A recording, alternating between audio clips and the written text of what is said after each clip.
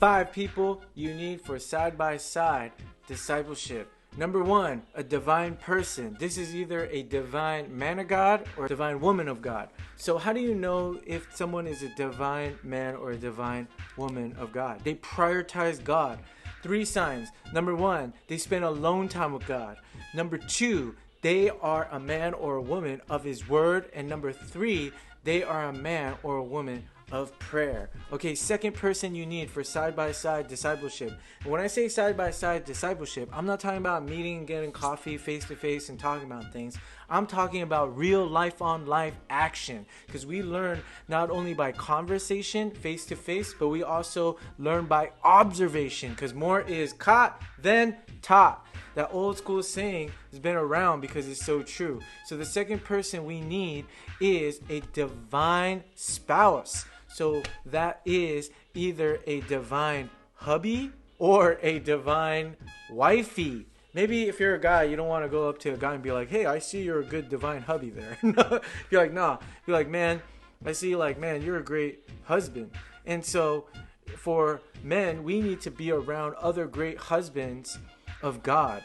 And for women, we need to be around women of God who are great spouses, divine wifeys. And then we can observe how they treat their spouse in action. So it's not them sitting with us and instructing us, hey, these are 10 points on how to be a good husband. No, they're actually showing and demonstrating, and we're observing them so we can also be great gospel-filled, Jesus-like spouses to our spouse. So that's the second person you need in your life for discipleship.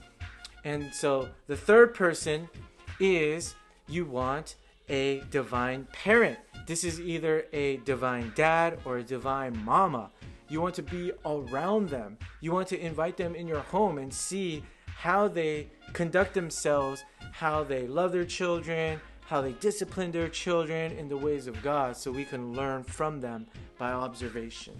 The fourth person we need to be around is a divine child. This is a divine son or a divine daughter who honors their mother and father in a beautiful way.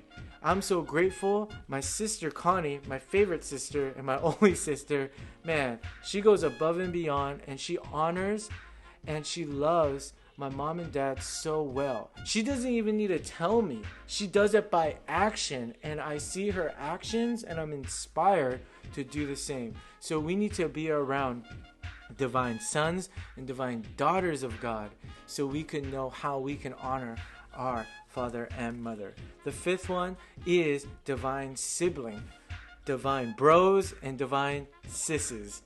And we need to be around them to see, how can I be a good brother? How can I be a good sister in Christ? And this is, remember, it's always grace-based.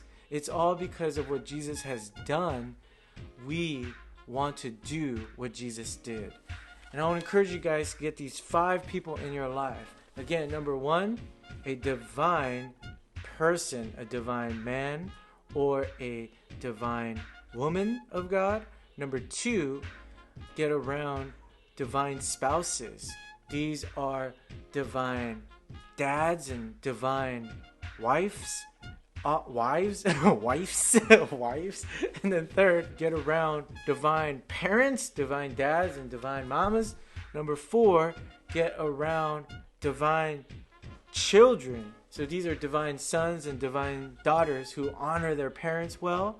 And number 5, let's get around divine siblings. These are divine bros and divine sisses, so we can see by observation how we can shine the divine and live God's dream.